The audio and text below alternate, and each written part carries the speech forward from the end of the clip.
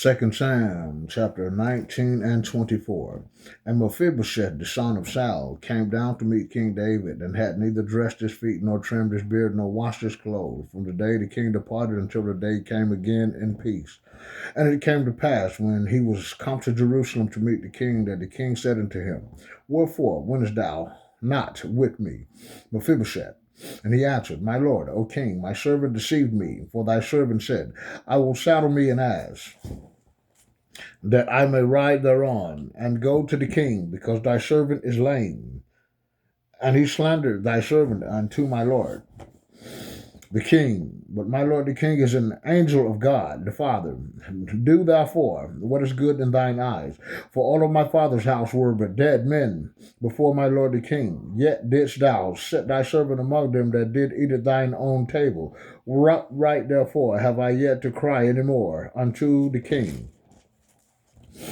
And the king said unto him, Why speakest thou any more of thy matters? I have said, Thou and Sheba divide the land. And Mephibosheth said unto the king, Yea, let him take all, for as much as my lord the king is come again in peace unto his own house. And Barzillai the Gileadite came down from Rogelim, and went over Jordan with the king, to conduct him over Jordan. Now Barzillai was a very aged man, even 80 years old, and he had provided the king of sustenance while he lay at Mahanaim, for he was a very great man. And the king said unto Barzillai, Come thou over with me, and I will feed thee with me in Jerusalem. And Barzillai said unto the king, How long have I to live, that I should go up with the king into Jerusalem? I am this day 80 years old, and how can I discern between good and evil? Can thy servant taste what I eat or what I drink? Can I hear any more the voice of singing men and singing women? Wherefore then should thou servant be yet a burden unto my lord the king? Thy servant will go a little way over Jordan with the king, and why should the king recompense it with me such a reward? Let thy servant, I pray thee, turn back again, that I may die in mine own city, and be buried by the grave of my father and of my mother. But behold, thy servant Shimham, let him go over with my lord the king, and do to him what shall be seen good unto thee.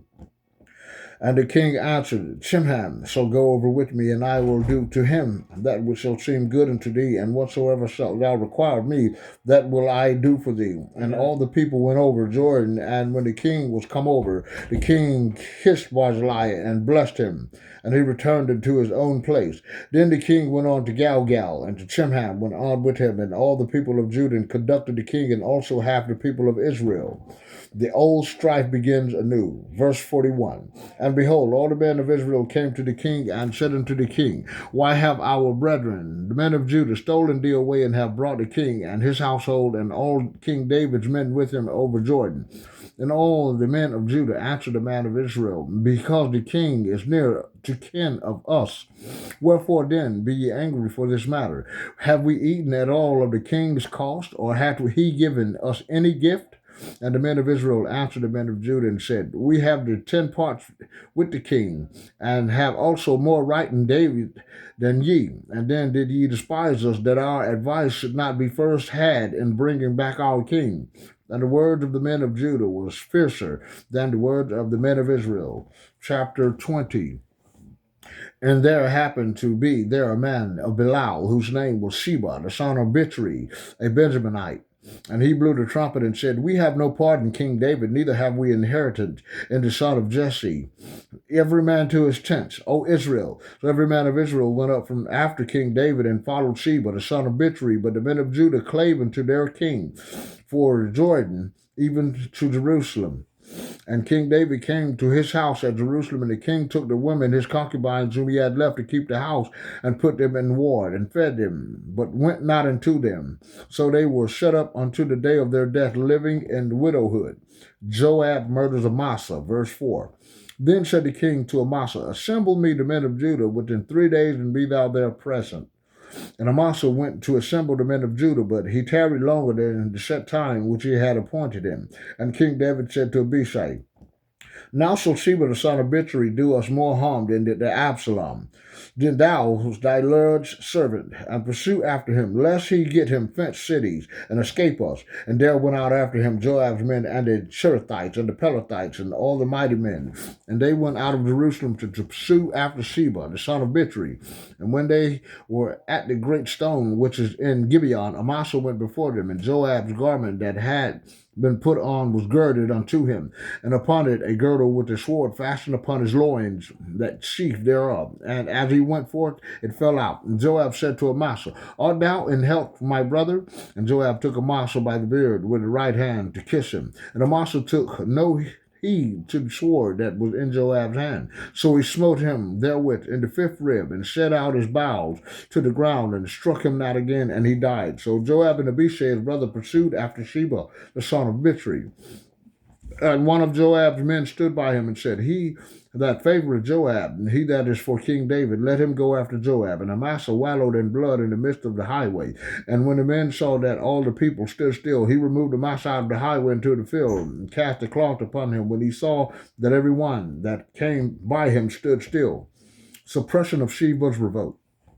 When he was removed out of the highway, all the people went on after Joab to pursue after Sheba, the son of Bichri, and he went through all the tribe of Israel unto Abel, unto Beth-maachah, and to all the Berites.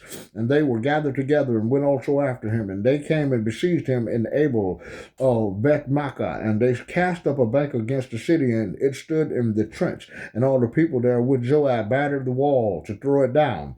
Then cried a wise woman out of the city, Hear, hear, say, I pray you, unto Joab, Come near hither, that I may speak with thee. And when he was come near unto her, the woman said, Art thou Joab? He answered, I am he.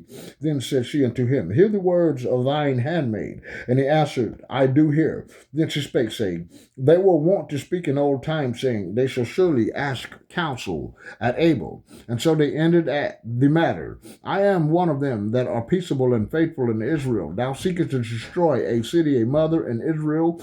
Why wilt thou swallow up the inheritance of the Lord? And Joab answered and said, far be it from me that I should swallow up or destroy. The matter is not so, but a man of Mount Ephraim, Sheba, the son of Bichri by name, hath lifted up his hand against the king, even against King David. Deliver him only, and I will depart from the city. And the woman said unto Joab, Behold, his head shall be thrown to thee over the wall. Then the woman went unto all the people in her wisdom, and they cut off the head of Sheba, the son of Bichri, and cast it out to Joab. And he blew a trumpet, and they retired from the city, every man to his tent. And Joab returned to Jerusalem and to the king. Now Joab was over all the host of Israel, and Benaiah the son of Jehoiada was over the Cherethites and over the Pelethites, and Adoram was over the tribute, and Jehoshaphat the son of Ahilud was recorder, and Sheba was scribe, and Zadok and Abiathar were priests, and Ira also the Jarite was the chief ruler about David.